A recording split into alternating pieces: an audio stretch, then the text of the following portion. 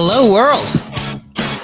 It is Monday, August 24, 2020, episode number 50 from the 39.6 Facebook Live Finance Show, the show that teaches you how to make your money work for you so you don't have to work for your money. We talk investing, taxes, real estate, syndications, Airbnb, and even the car you drive. Today we have a special live interview, including audience Q&A with the one, the only, Veena Jetti. Let us welcome Veena. Hello. All right. We have 8 people in here already. If you can hear me, please say loud and clear. Please say where you are from. Give a thumbs up or something. And I would love to see a comment. Okay, there's one hi. Thank you, Facebook user. It's Monica. All right, Monica. Okay, fantastic. Veena's got you on another. Are you watching on your computer and your iPad? On my phone, and I'm on my computer right now. Fantastic. So you can actually see the live stream. Okay. Right. So this is working. Somebody says, hi. We got somebody from New Jersey. We have Asal watching. We got Stefan. We got Monica, Priya. Thank you. I'm using my wife's phone to watch separately on the. I have so many screens up right now. This is like being in an actual TV studio, almost. All right, we have had a marathon evening. We have been nonstop meetings for like the past 5 hours. Yes. Okay, we're gonna make it through. Hi, Kieran. Hi, Matt.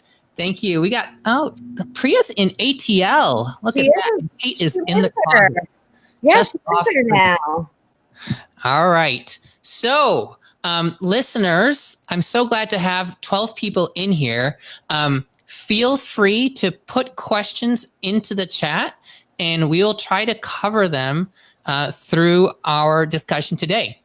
Today is going to be a kind of a vet the sponsor day, where we're going to talk about Veena as a multifamily sponsor. We can ask her all of her history and everything about what she's done and how she's gotten to where she is. Yes. Okay. And for people who are out there, feel free to hit watch party. I don't know if I've actually done that before, but it is a fun way to get people into the room. So gold star for people who do that. Okay. All right. So question number 1, this comes from one of our readers by my name. Where are you from and what are your sports teams? Yes, I am from Chicago and I am a Cubs and Bears fan unequivocally. All right. So trivia. How many championships have the Cubs and Bears won in the past 30 years? 1. 1. 1. Which one was that? 2016, the World Championship. Of the Cubbies or the Bears? The Cubs. The Cubs. The Bears haven't won in my lifetime. So basically since 1985. The Cubs, though, before 2016, was it? 108 years. 108 years. I can't remember that far back. I don't know if you can.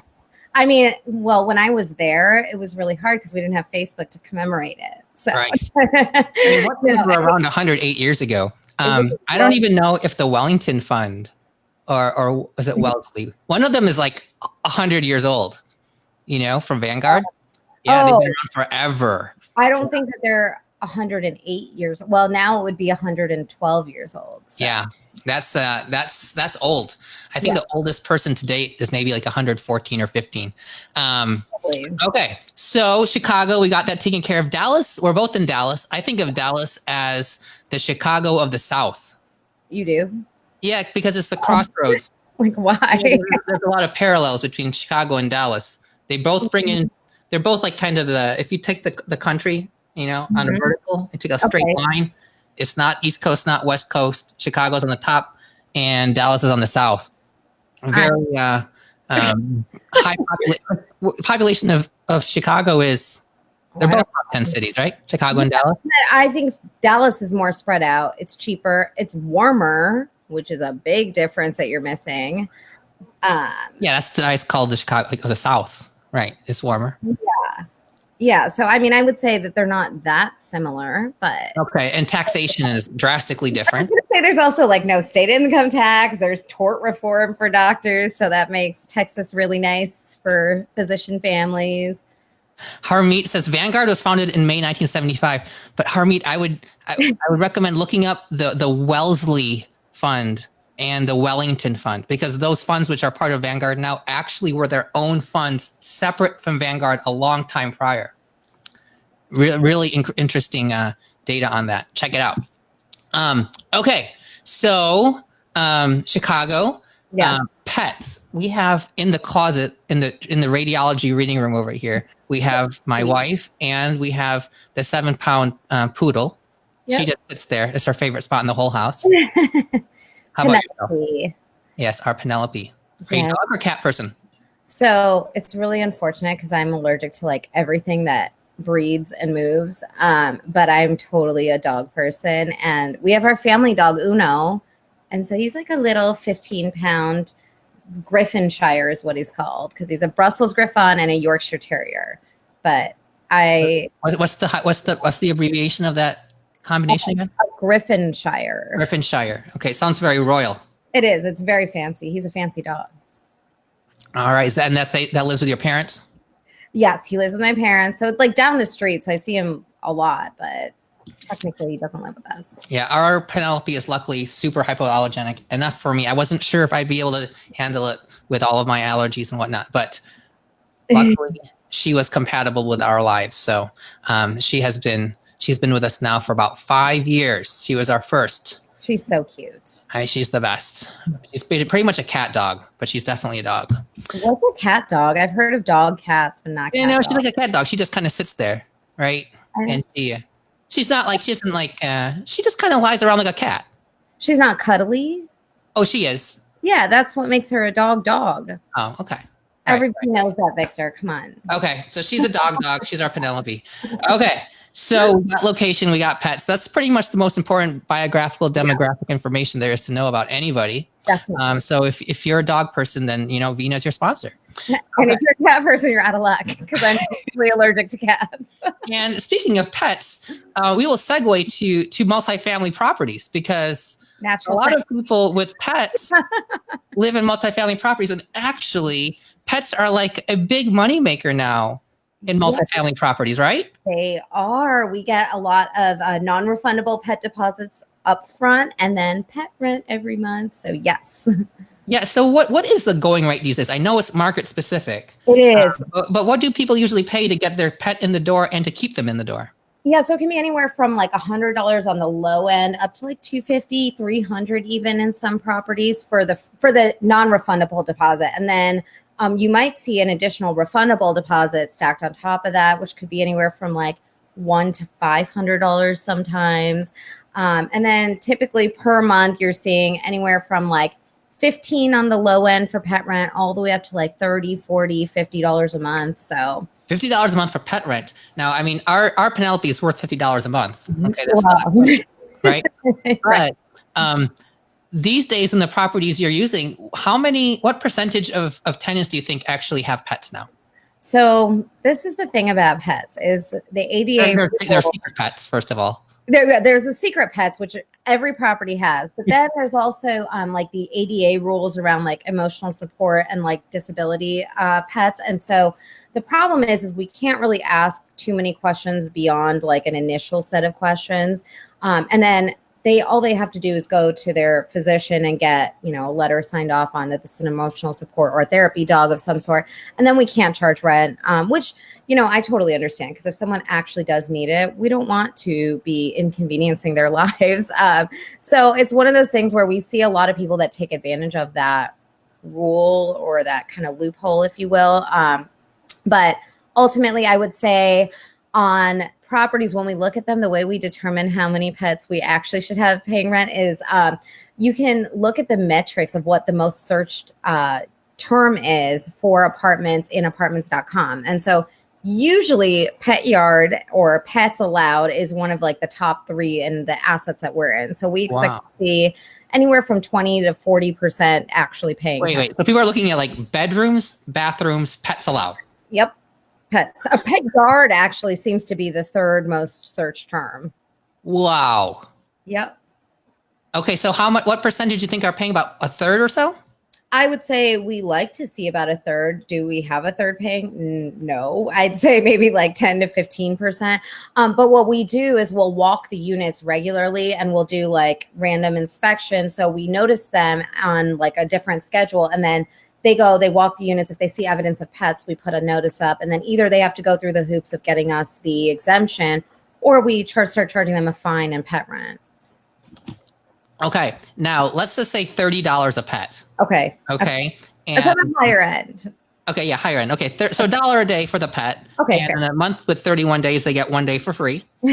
Although February, they pay a little extra. Let's just say you have a 300 unit place.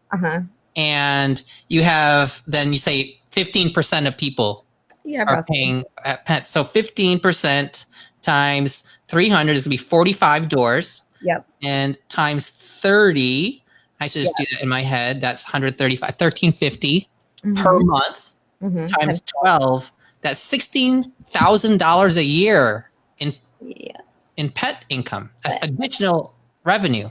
Yep. Then if we want to put a value on that, and we have a cap rate's prevailing on B-class properties at what? 5%. So then we take that's like on the high end of the markets we're in. Okay, 16,200, and then I hit divided by 0.05, which is times 20. Right. So if you went from not charging pet rent to charging pet rent at $30 a door with a pet at 15% of a property, you just increased the value of the property by $324,000. See, pets are like super valuable. We all need that though. Absolutely. And people are like, if it doesn't matter how much it costs, I need my pet. Yeah. Right? Yep. So that is awesome. And pet amenities are a huge thing. Yeah. I mean, pet amenities are definitely one of the big draws. Like I said, it's a top 3 search term. So when we invest in properties, we like to have properties that all have a pet yard, because that's what people look for. We've seen up to $100 per door on like pet fences on the ground floor units. So definitely a worthwhile amenity. Yeah. We have a comment from Gaparik. Yeah, $30 per pet per month. Okay, but Victor, that's like on the high end. I would say you're more likely looking at like $15 to $20. Okay, $15. Okay, so we cut that in half. It's still worth a lot of money. It is extra income. Correct. It doesn't have any additional overhead to the property. Nope, no cost. All right. So, in terms of multifamily, so when you say multifamily, we're talking about apartments. It's just a weird term, but we just get used to saying it. But to people who have never heard it, it sounds like you have like some sort of whatever. Well, like families living in one house. Yeah, it's kind of odd. It's like you have a cult or something. Yeah. No, it's just the term for apartments. Yeah. It just means you have multiple dwelling spots for individuals. And often it's just multi-individuals, not even multi-family, right? Yeah, exactly. But in terms of multifamily properties at this time, and so you're a sponsor of deals, you're the founder of Enzo, right? And the founder of Vive Funds. Yep, co-founder of Enzo. I have a co-founding partner. Co-founder of Enzo and founder of Vive. Yeah. Okay. How many multifamily assets have you acquired across your portfolio? So I was just trying to count these earlier today when someone asked me that, and I know when you run out of fingers, it gets hard, right? I'm at 12 right now, but these are all large multifamilies. So what I mean by that is like 100 units plus is what we typically look for, and even 100 units is probably on the low end of what we do today. All right, so about a dozen. So over the time span, has the size of the units gotten bigger, as in the number of doors? Yes. Well, yes and no. So the pricing on average has definitely gone up. Number of doors has mostly gone up. But we're under contract on the largest one we've done to date. So yes, I guess for all intents and purposes. Now, part of that is like, I mean, Joe Schmo, like I have one credit now as a, or maybe multiple credits now as on the GP side of deals and as a, what do you call that? Key principal investor and whatnot. Right. So, I have that on my resume, but somebody who's brand new to multifamily and they say, well, I just, learned how everybody else does this. I want to buy myself a $50 million property. Can that person just get that deal? Sure. If they have $50 million, why not? If they don't, no. So like you said, there are very specific metrics to being able to get non-recourse lending. And maybe we talk a little bit more about what non-recourse means exactly. But to get the agency lending, which is Fannie Mae or Freddie Mac, typically, you have to have a resume and you have to have a track record. So no one's just walking into Fannie or Freddie and saying, hey, I want to buy a $50 million property, and Fannie Mae or Freddie Mac's now like, oh yeah, sure. Here you go. Here's a, $35 million loan. No issues. There's what a if lot. I show them my W-2s? I mean, like 3 paychecks. Hey, look, if you're like Elon Musk, I'm sure you could get a loan for $35 million. That's like what's in your couch cushions, right? All right. So you mentioned agency debt. So agency debt being Fannie Mae, Freddie Mac. Yeah. So like when I go to buy a house, I don't go to the United States government to give me a mortgage, although that might be beneficial or not. I go shop around, or I have a mortgage broker, and they give me a rate that crazily enough is like 1% or 0.5% higher than the rates that you're getting on assets. Like you can get something $50 million or plus and pay less than 3%. And I can be super qualified for my mortgage. I can have my debt to income ratio like less than 10%, and I could pay my house in cash in a year, and they still won't give me less than 3% on a 30. Yep. Yeah, that's definitely true. So when you're getting these mortgages, Fannie Mae, Freddie Mac, these are the two big agencies. You, as somebody who has experience, you basically, when you're finding a deal, do you go to them and say, I want to put an offer on this deal? Will you back my offer, so that you basically come in as a buyer with a mortgage? Or what process do you guys go through? Oh my gosh, that's a really good question. I feel like we buy first and worry how to pay for it later. It's like the general theme, right? It's like as American as you get, right? Right. So then how do you know what interest rate you're going to get on those and what terms? Yeah, so we have like our preferred lenders. So in this case, it's Melissa Quinn over at Northmark. And she will keep us up to date on like what the spreads are doing and where the 10-year treasury is. I know there's a shift now actually for some debt to go from the LIBOR as the index to the SOFR now. The what? The SOFR, the overnight rate. Oh, I've never even heard of this. I've heard of SoFi. I think a lot of the people listening have heard of SoFi. A little bit different. But no, so basically the 10-year treasury is usually what they use as kind of their base, and then they add a spread on top of it. We don't go in and ask them before we have the deal under contract, because quite honestly, they won't look at it until it's under contract. They don't care what we're doing. So once it's under contract, we'll then send them like a deal package with all the sponsors, the org chart, the deal specifics, the PSA, and then they'll go in and they'll give us an offer on it, if you will. So in the case of Element 41, which is the deal we're currently under contract on, we have submitted to both Fannie and Freddie, and they're actually kind of fighting over the deal, if you will, mainly because it's just such an attractive deal. It's such a large amount of debt. They're both bullish on multifamily right now, because a lot of lenders have pulled back on lending to like retail and hotel and commercial spaces. So they're looking for places where they can invest their funds, and multifamily seems to be one of the ones that's interesting to them. And then Atlanta as a market is just like America's sweetheart right now. Okay, so this is interesting. Fannie Mae and Freddie Mac are both government owned agencies, at least at this time. I would say, yeah, government adjacent, I would say. Yeah, they used to be private things until that whole mortgage crisis thing happened, right? Minor detail. Yeah. So then they became like bailed out and owned by the government, at least alongside it. But they function independently, and so they can actually compete with each other, right? Yep. And like recently, we've been seeing better rates from Freddie Mac than we have from Fannie Mae.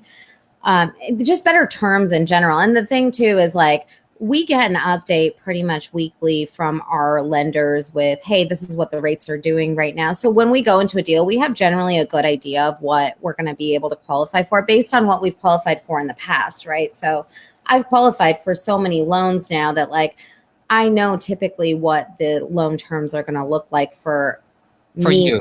Like you find like the range of terms that are out there and you're like, well, I'm a preferred person, so I'm going to get at this level. Like when I ask for a refi quotes, they always say, well, it depends on, I just say, just give me the best possible number because I'll be at that term. Right? Yeah.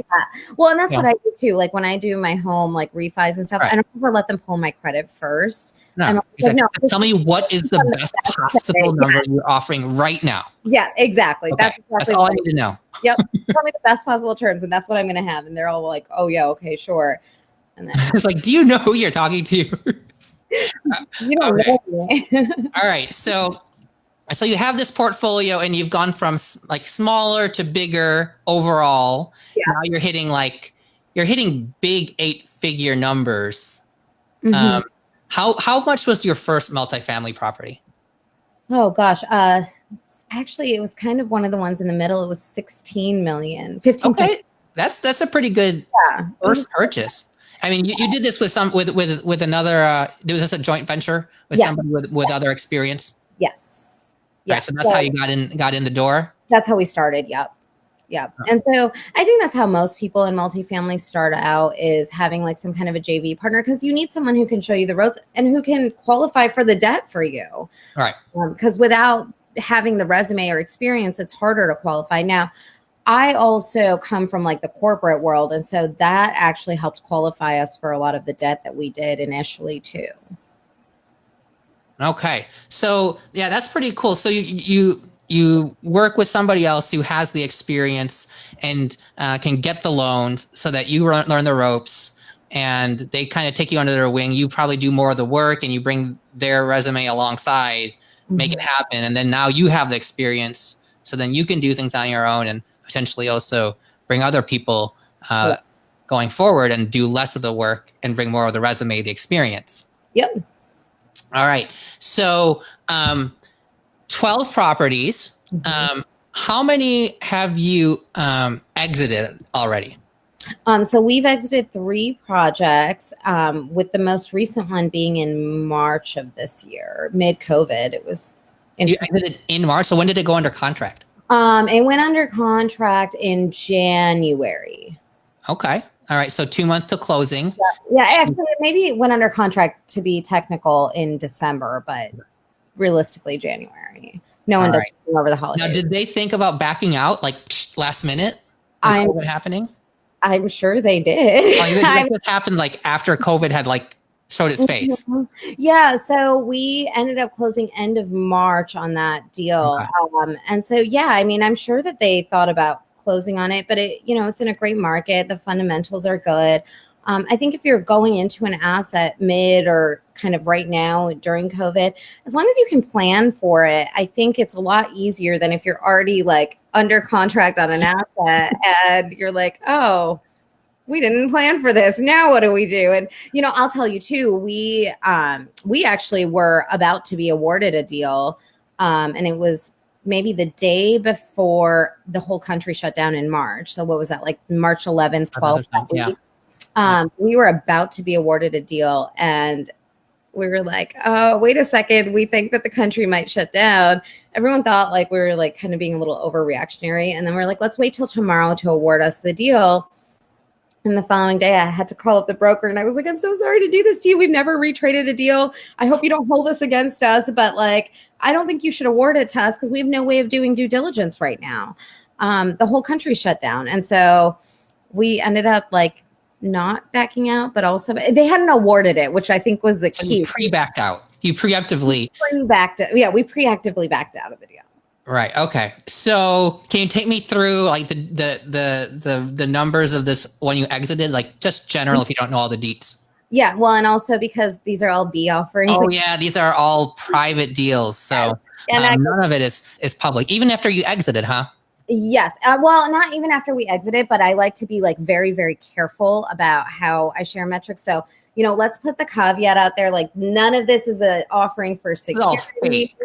This is all fake. We're making this up. It's for educational and informational purposes only. And neither of us have any licenses. We're not your CPAs, lawyers. You're not their doctor. I met online. What's that? And I'm just a person that you met online. I know. It's true. It's true. Yeah, we're talking on the internet and people are watching us. Yeah, we're just like another face on the internet. Right. And with that being said, we hit, and these numbers are going to sound like much better than what I think we're realistically going to see today and going forward. But we did hit around a 30% return on that. How long was your hold period on this? So that's why we held it for just over 3 years. Okay. We bought it in December of 2016, like December 28th. So it was like literally the end of 2016. Nice. And then we exited this year in March. So you're looking at just over 3 years. But I would say that's not a standard exit. I don't think that's what we're really going to do. You're saying 30% like as an IRR? Almost both. Actually, the IRR and ARR were almost neck and neck because it was such a short hold period. And IRR is a function of time, right? So because of that, it was like a way boosted IRR. And that project too, we had episode 45, everybody, for those who don't know what IRR is. What's that? Episode number 45. 45. Okay. If anybody wants to go back and watch that video afterward, IRR is explained there. It is a time valued property. So yes, if you turn the property over fast, your rate goes through the roof. Yep.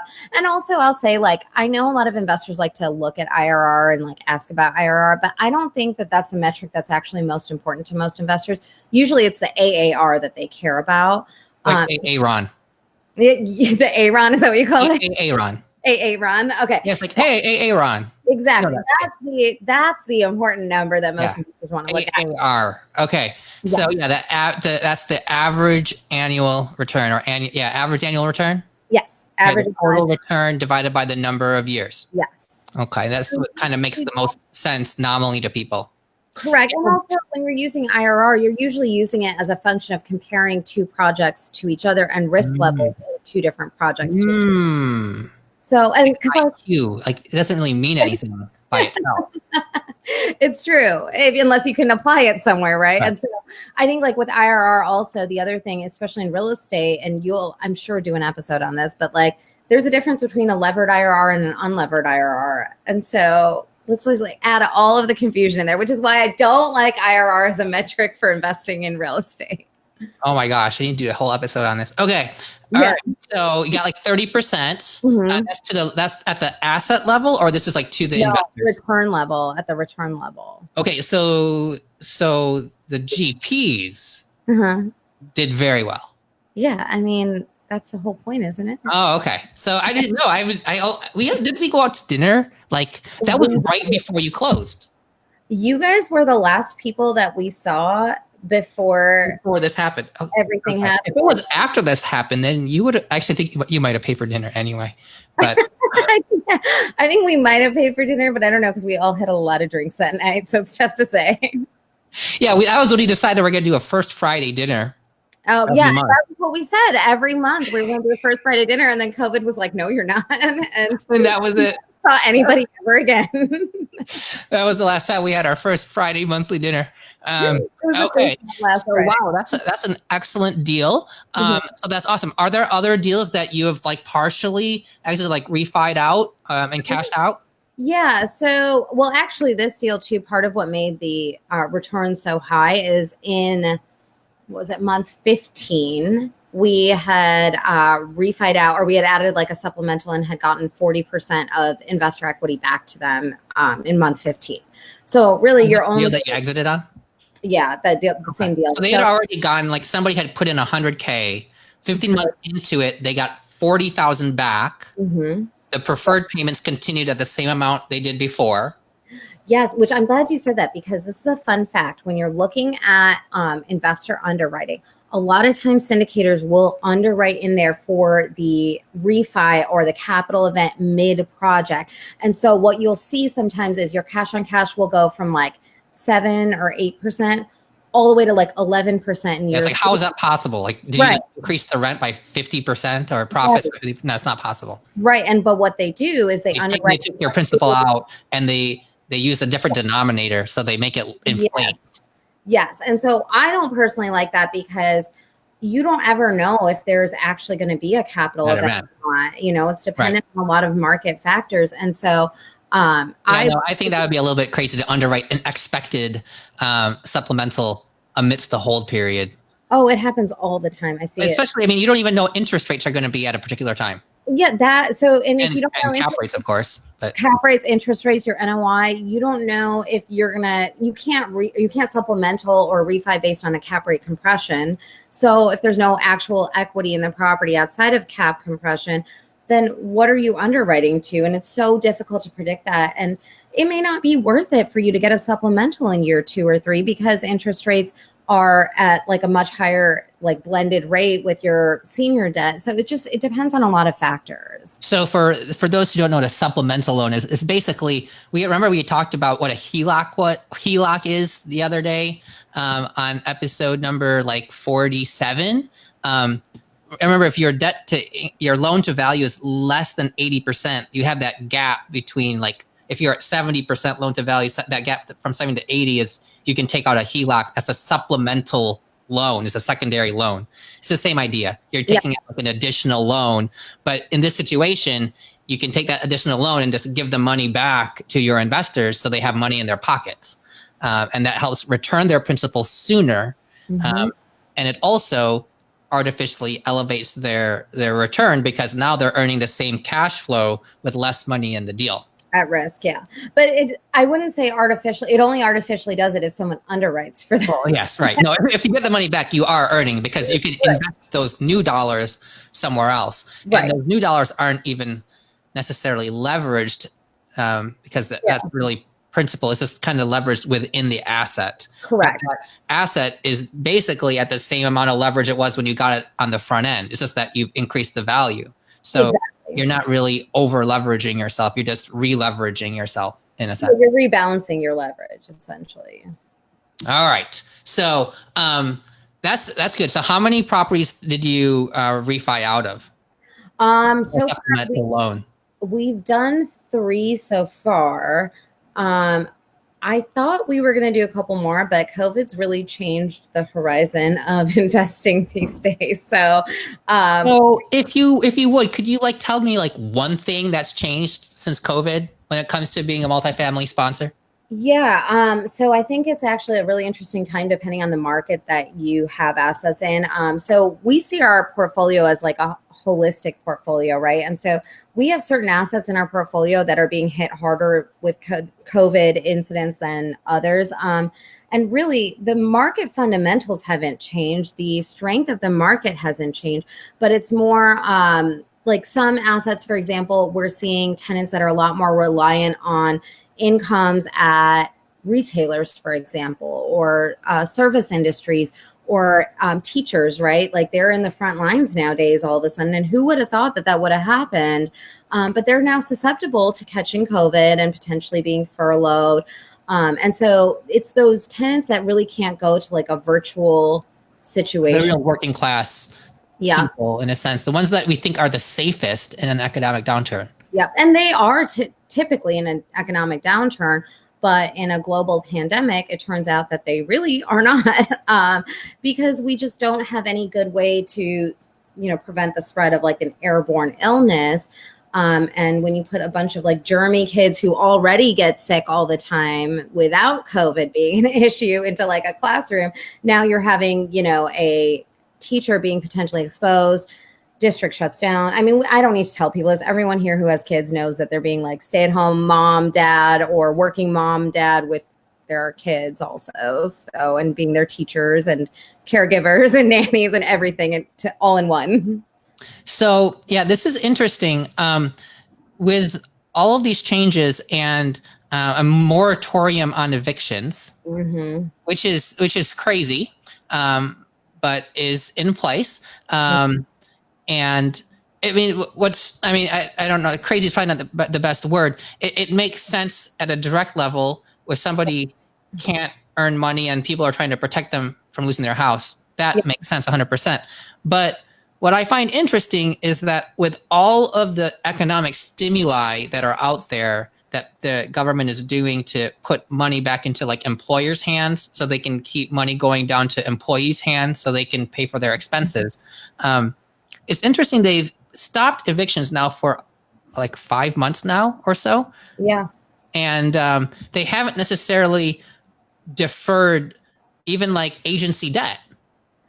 They haven't. So you can always put like agency debt into forbearance, but there's a lot of repercussions that come with that. So I feel like we've seen a lot of people put assets into forbearance, and basically that's just like, like your student loan forbearance, you're just deferring what's inevitably coming. The challenge I see with it is, number one, people don't realize like, hey, you still have to pay it when the forbearance term is up. You got to pay everything that was due and what's currently due. Oh, you can't just like push everything back? No, you don't extend the term on the back end. So everything becomes due anyway. But then secondly, the bigger challenge that I see with putting something into forbearance is you lose a lot of rights to control and maintain control over the asset. And so forbearance to me is something that you do in like a worst situation scenario.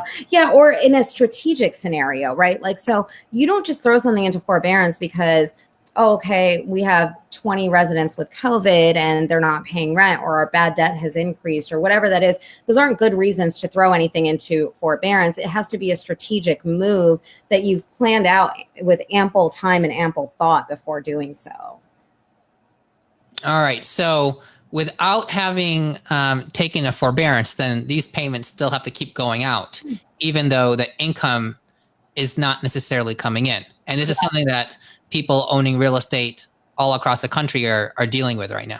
Yeah, I think we're all in the same boat here, and and that's what's so interesting about it, right? Is like, even in the last crash, we didn't see every market getting hit like in the same way at the exact same time.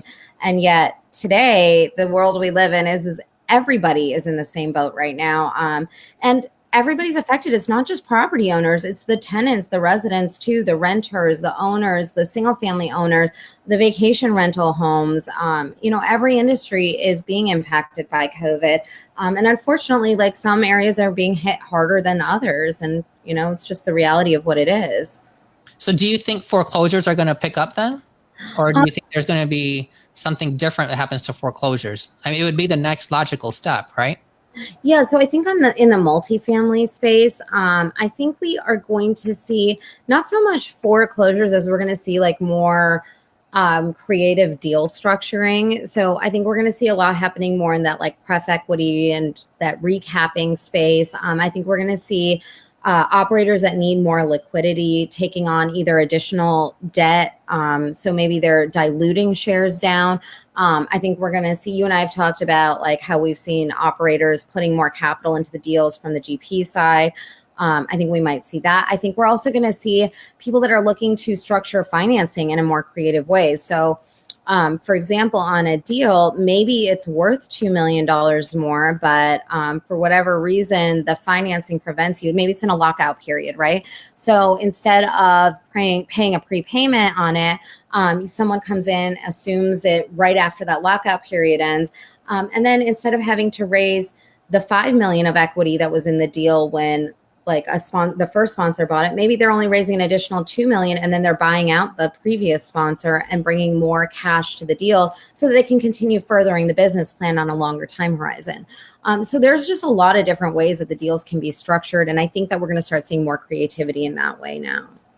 All right. So that's really interesting. So when you're looking at deals then, with all of this going on right now, a lot of people are hesitant to buy and or invest. And to be honest, I was thinking we were going to ride out 2020 with no acquisitions. I mean, I had this goal of having invested X number of dollars by the end of 2020. And I was like, well, it's just going to have to wait till 2021. Yeah. But there are still deals out there, and there are certainly deals that are going to happen, some potentially very good deals within the next year. What are the things that you look for now as both, when you're shopping for assets, what are the things you're looking for? Okay, so now as compared to previously, I am looking for amenities. Like, I think that's like the number one thing I'm looking for is amenities and location. So, we're still staying in those stronger markets. We're still wanting to see markets with strong fundamentals. I want to see markets that are highly diverse. I don't want to be in like Fargo, North Dakota, for example, did really well for a while, but that's because they had a massive oil boom, right? But we all know what oil is doing today. And so those aren't markets that I prefer to be in. It just doesn't fit my risk tolerance or my risk. You know that, sorry to interrupt, with this double hurricane coming, you might want to fill up your tank tomorrow. Just this is your like friendly PSA. Yeah. Do that before you run out of gas. Sorry, go ahead. Yeah, no, it's a good point. Unless you have a Tesla, then just charge it to 100%. Yeah, charge it to 100% and make you pay your electric bill. Exactly. And pay your electric bill. Okay, so amenities, location. Yeah, amenities, location. And then I think we look for underwriting that we can be more conservative than we might have been before COVID.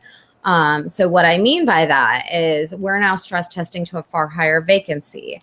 Okay, so what kind of vacancies are you looking for on the acquisition, and how much do you stress it out to tolerate? So we have historically, we've seen like anywhere from 2 to 5% on vacancy, depending on the market you're in. It's like a very realistic historic number or rule of thumb that we would use. Today, we are not underwriting anything that has less than a 5% vacancy, and we stress it. So typically, depending on what the submarket is showing, and we pay like thousands of dollars to have access to certain data points in like large amounts. You mean like Zillow? Yeah, like Zillow, but we Zillow Pro.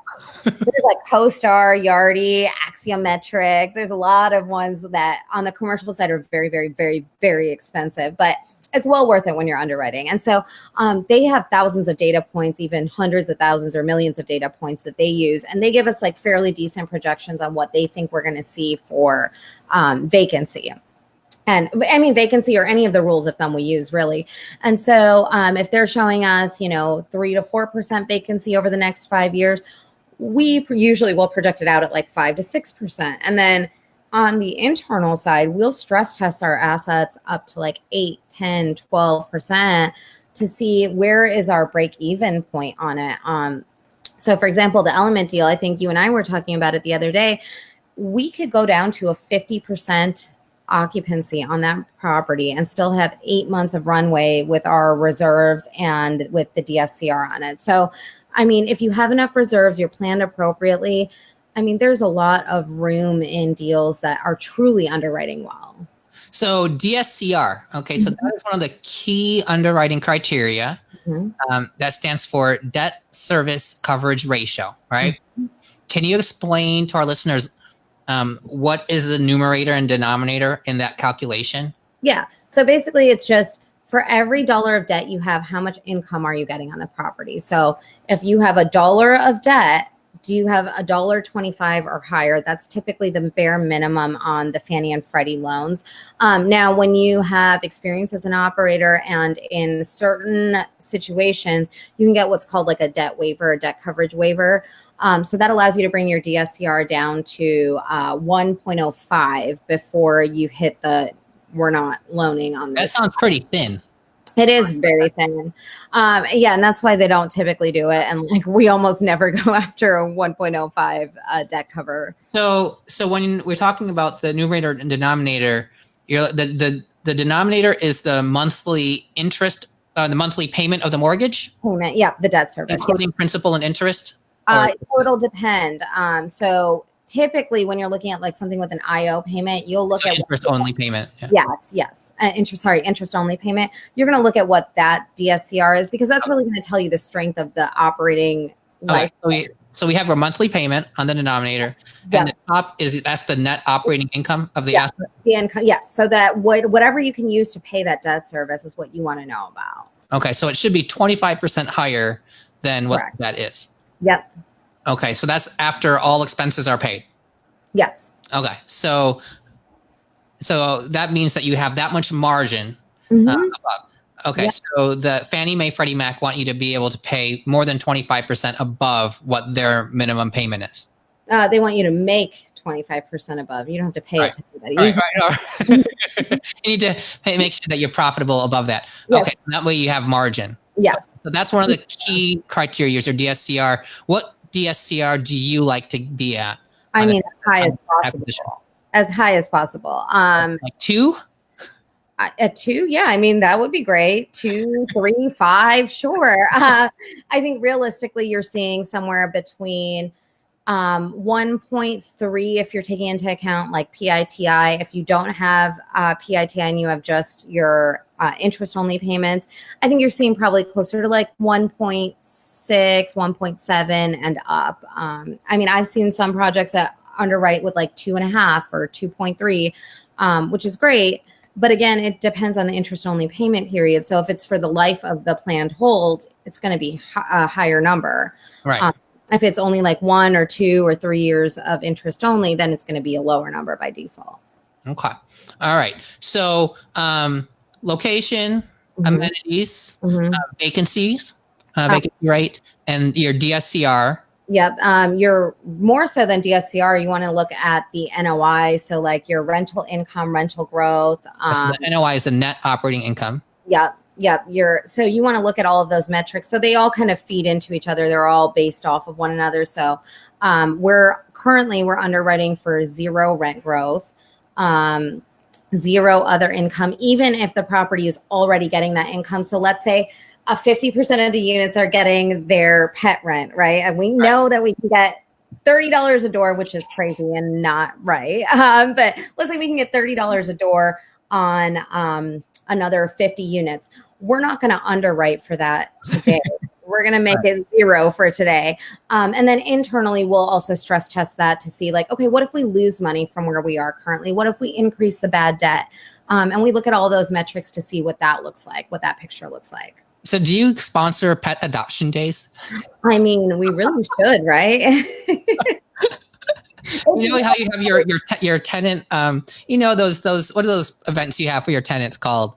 Like resident appreciation events. Yeah. Yeah. And you're going to also bring in a sponsor as your local pet shelter.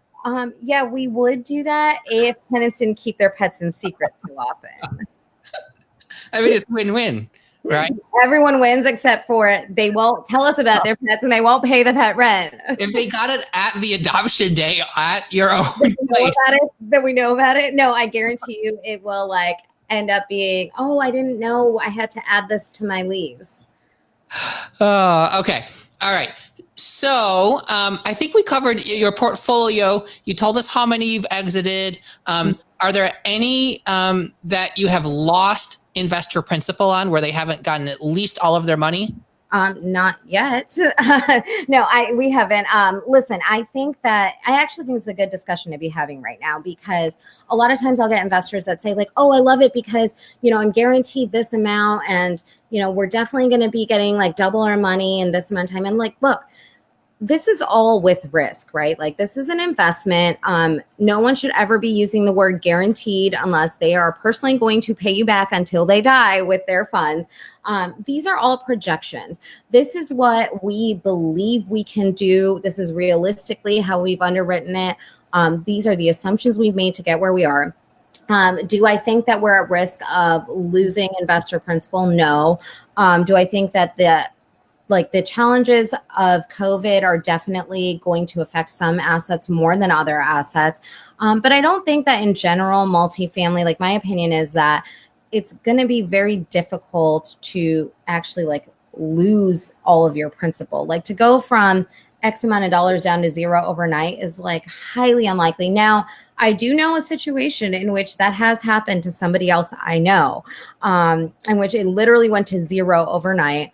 And that was because there was like some crazy tax situation that happened that the county or city or whoever had assessed. No one could have ever seen it coming. It happened overnight, and then they retroactively enforced it, which like they almost never do. But this was in California, where it's like, Oh, yeah, don't buy property.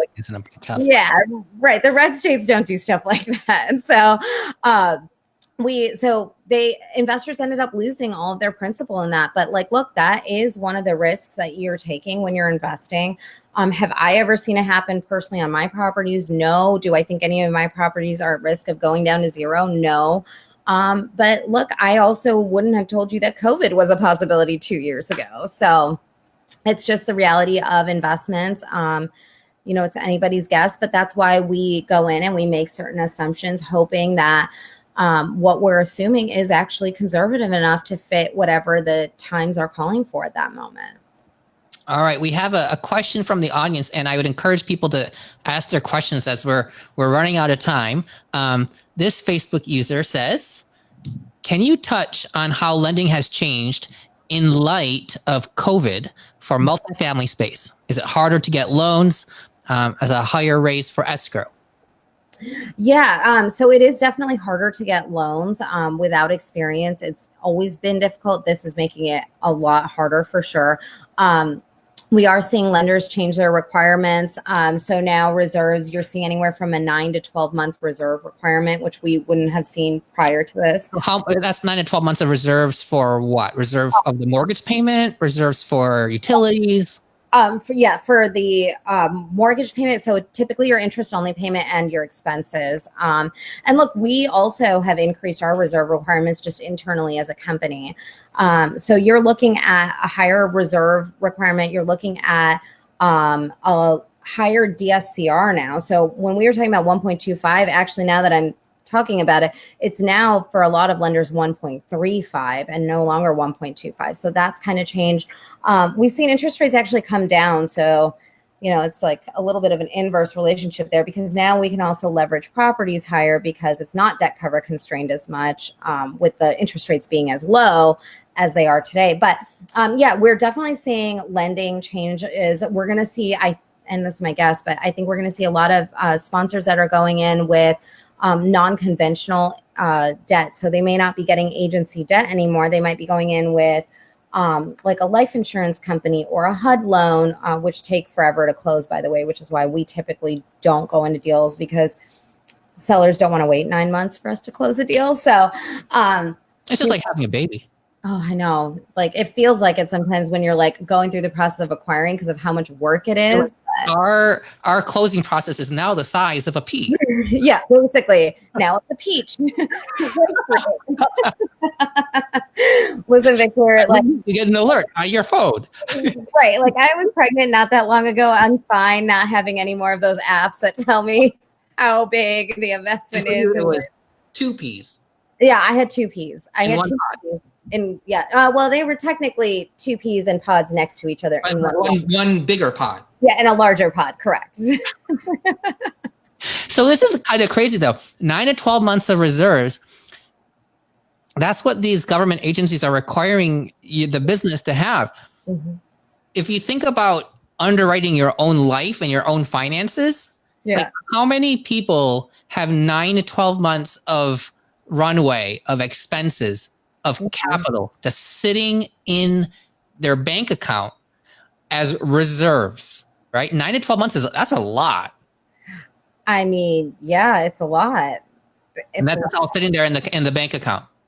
Yeah, and you can't really do anything about it. You can get it out of the reserve requirement. So every quarter you can go in and you can ask Fannie or Freddie to release it back to you, which is great. But nonetheless, you have to put it up front, which means that you're having capital sitting there not really working for you. Actually, that's another thing I think we're going to see a change on here in the coming future of deal structures, because I actually even toyed with this on some of our deals.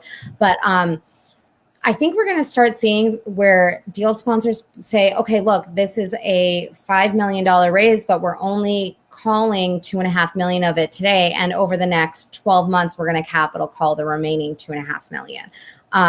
And I think the reason that we're going to see that is because the cost of capital is a lot cheaper than, because you're only holding half of it out the gate, or whatever that number is. I'm just making these numbers up. But I think we're going to start seeing that in the way deals are structured, along with the blended class shares like we're seeing on our deals. Yeah, I saw that on another deal this morning too, with two levels. Okay, so another question here from a Facebook user. How does cap rate come into play for you when assessing potential properties? I've heard different takes on this. So just as a primer for those who are new, cap rate is the one thing you really can't control. That is the quote unquote market. In multifamily space, you can force appreciation by increasing income and decreasing expenses, but you cannot control cap rates.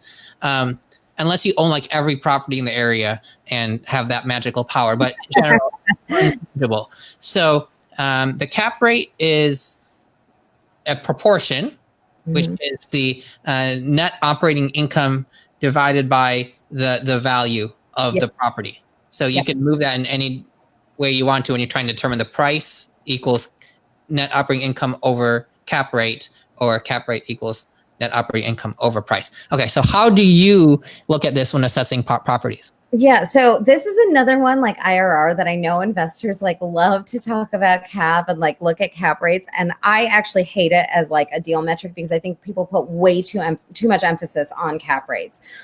Mainly because number one, we're all guessing where cap rates are going to be in a month and 12 months. And in, you know what? I always know where they're going. Oh, you do? Oh, well then why are you on this call? You should be on your private island. Yeah. You just have to know where like treasury rates are going. Okay. Well, okay. Yes. And as long as you have that as a basis, I see how it's easy. Which means that you should be on a private island somewhere, and you should be not here talking to me. And be picking me up on your private plane. All right. Okay. So you don't really care about cap rates. You care about, is this making money, and is it going to make me money? Yes. And is it not going to lose me money? Yeah, that's the most important metric, I would say. But for people that do like to look at cap rates, the reason I hate them when we're talking about it with investors is because it has become such a buzzword and people don't really know why we look at cap rates and why they're important to us. Because there's so many different cap rates in one deal, right? Like, so you have your seller's entry, your seller's exit cap rate, your seller's operating cap rate. You have our entry cap rate, our T3 operating cap rate, our T12 operating cap rate, our predicted exit cap rate.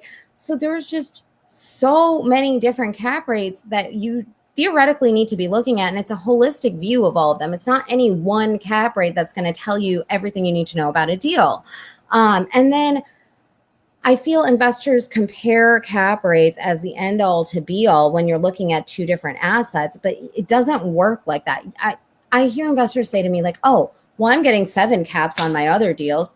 Well, great, but are they like D-class assets in Mobile, Alabama? I can do a 7 cap there. I can maybe do a 10 cap there. But like when you're going into these major metros that are like some of the most desirable places to own real estate, you're simply not getting a 7 to 10 cap unless you're in a certain asset class or a certain market. So it is directly tied to the type of asset you're investing in. It's a risk-adjusted return. So why would somebody choose a 7 cap property over a 10? I mean, if they're just investing for their own money, what are they getting for that? Yeah, look, I mean, it depends on what your outlook is. Maybe you live in Mobile, Alabama, and you like the market because you understand it and you can drive by the asset. I mean, it's going to be different for everybody. I'm a fairly like risk tolerant person in terms of investments that I'll make to some extent. But when it comes to real estate, I am a very conservative investor and I like to put my money into assets that I think are stabilized because I hold so much of my portfolio in real estate. So like, yeah, I'm going to put it all on black every now and then in Vegas, but that's with like a passive investment. That's outside of my major portfolio. It'll be like a one-off. I prefer red, but. You do? Yeah, it just has more fun. No. Yeah. Always all on black. Oh, green? Are you someone out there is on double zero, specifically the double zero. Yeah, I think it pays like 48 to 1 or something. I mean, yeah, it's ridiculous, which it should. Right. Yes. But yeah, so I think it really depends on what your goals are, what your risk tolerance is.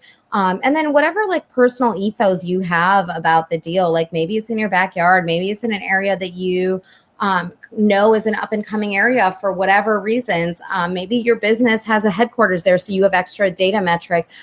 For me, I don't like to see sponsors that are in like 17 different markets. I just don't think that there's any way you can know your market as well as you need to or should if you're in that many different markets.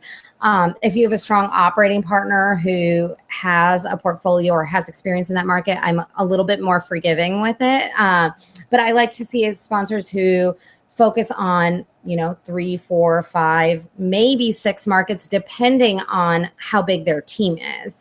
So when our team was smaller, we didn't focus on 3 or even 4 markets. And then some of our markets are like Jacksonville, I kind of consider as part of the larger Orlando MSA because it's a drivable distance. But yeah, I wouldn't look in like 17 different markets. I would look in similar markets to kind of what you're already used to or familiar with. All right. Now, lastly, for people who are looking to invest in deals, the GPs are getting paid distributions, but they're also getting paid based on different fee structures. Mm-hmm. Okay. What would you consider to be standard market fees in the multifamily space currently, so that people who are looking at a deal know if the fee structures are high, low, or average? Because there's always going to be some sort of fees in any deal. Yes. So listen, it's really hard to actually find this information out. Is it? Well, I mean, just to the regular person, just like looking stuff up. Okay, that's fair. So then that's the first thing, right? Is where do you find the fees of any deal that you're investing in? Because it's not going to be in the OM typically, but it's going to be in your PPM. There will be a section that says. No, I meant like it's hard for the average investor to know like what they are. Oh, what is the average? What's down? Okay, yes. So in the deal you're looking at, you should be able to find it in the documentation. There should be a section that says fees, and they should be all labeled clearly and spelled out. So the first fee that we look at is an acquisition fee, right? So that can be anywhere from 2, maybe 1%, but typically 2 to 4%. Of the purchase price or the invested capital? Okay. No, purchase price.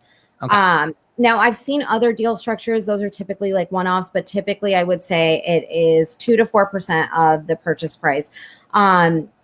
Historically, we've usually charged closer to 4%.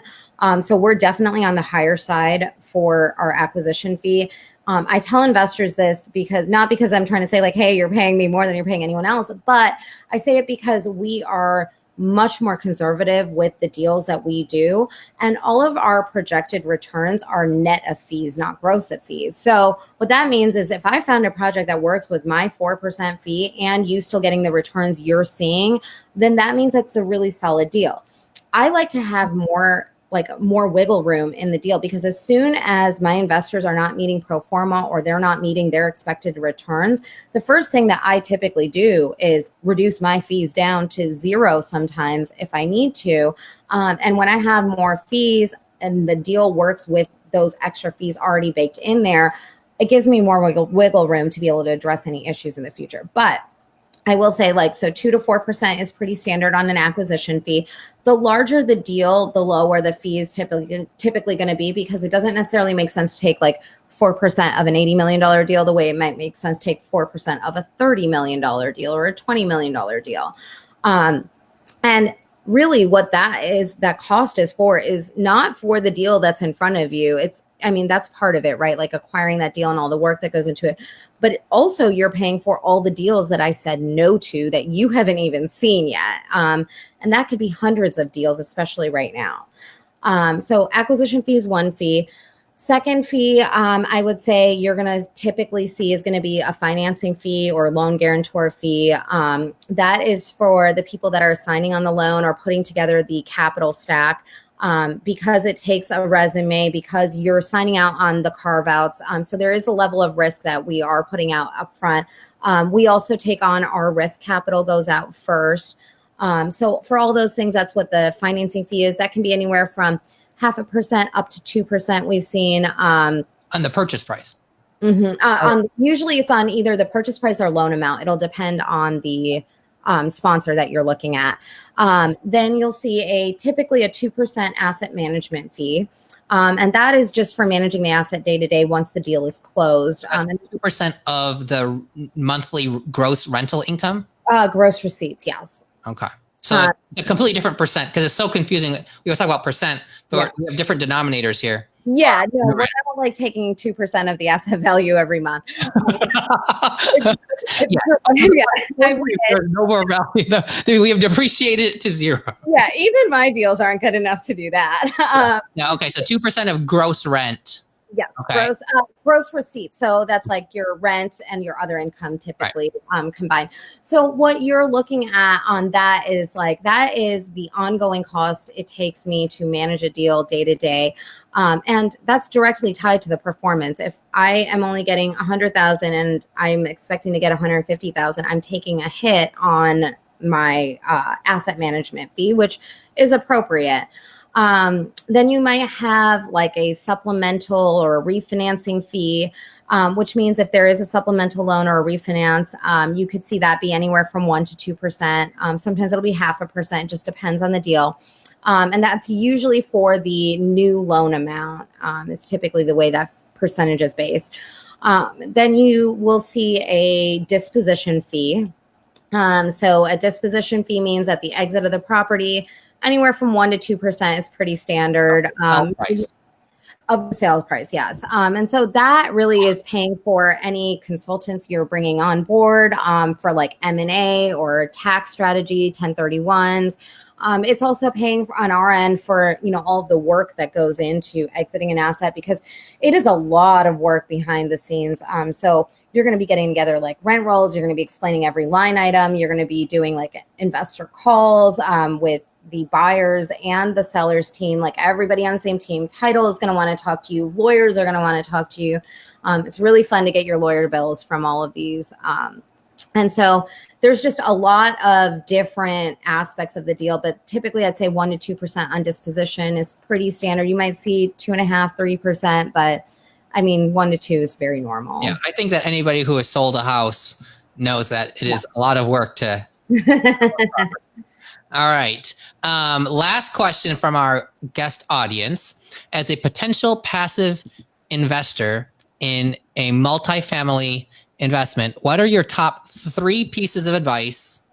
3 only. Okay. Like wish for more wishes when vetting a deal. Yeah. So we can't like go for another hour, right? Like no. This is like 2 minutes. Right. Okay. Jessica, these are awesome questions. I'm really glad you're asking them because other investors have these same questions and should be asking these questions. So I'm glad you did.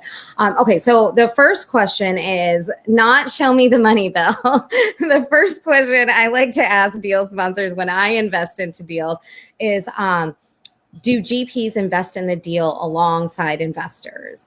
So GP are the general partners, the sponsors. Yes. So I personally invest into every single deal that you see my name on. And I think that is important because if I don't trust the deal enough or believe in the deal enough to put my own money at risk, how could I possibly expect you to do that?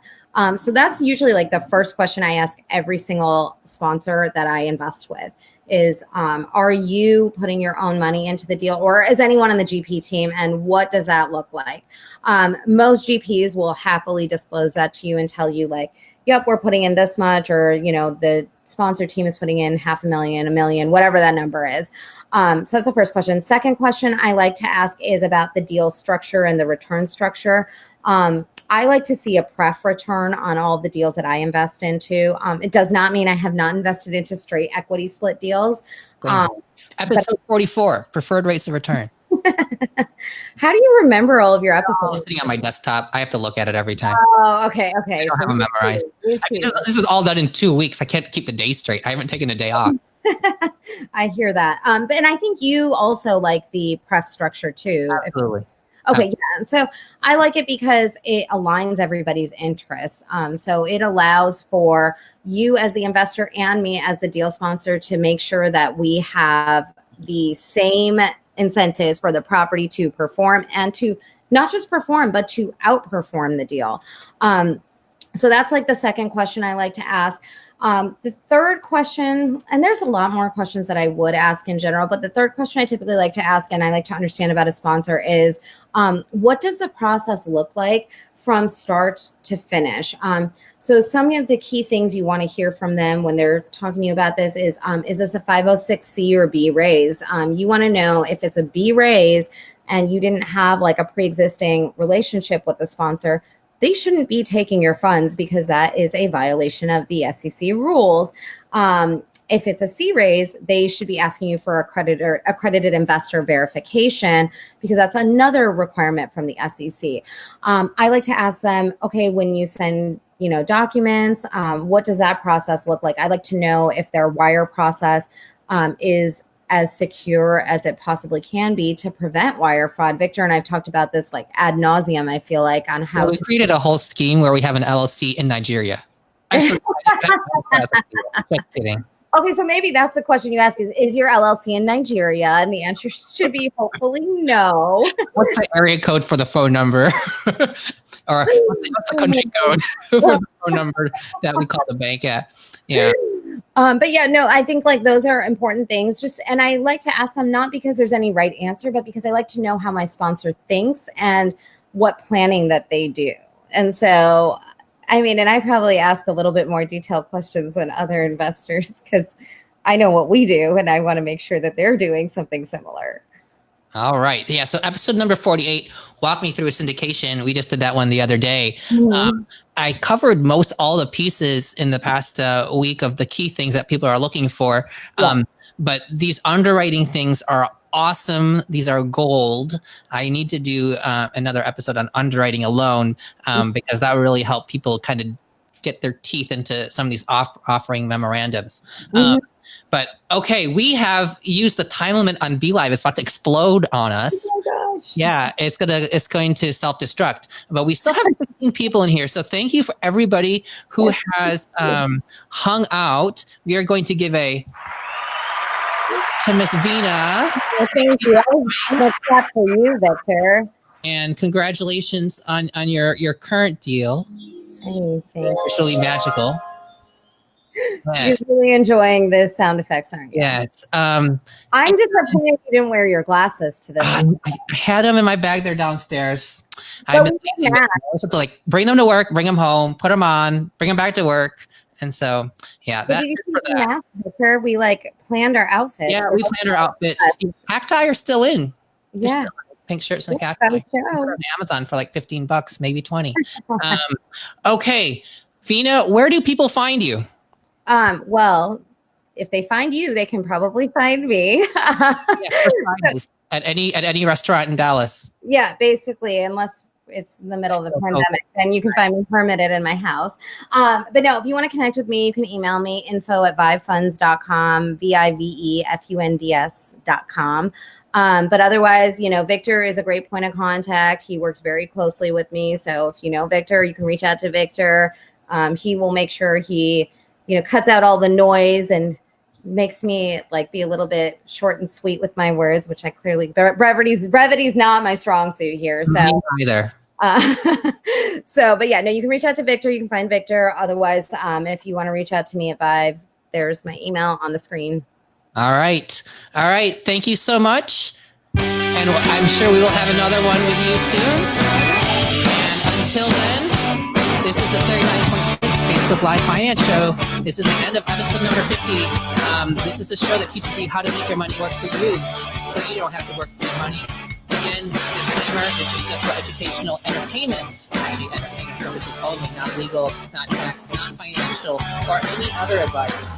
And this is sponsored by the one, the only Medicine, Marriage, and Finance podcast in September 2020. You can find it on iTunes and hopefully other places. Until then, Reese's Pieces. Bye. Good night.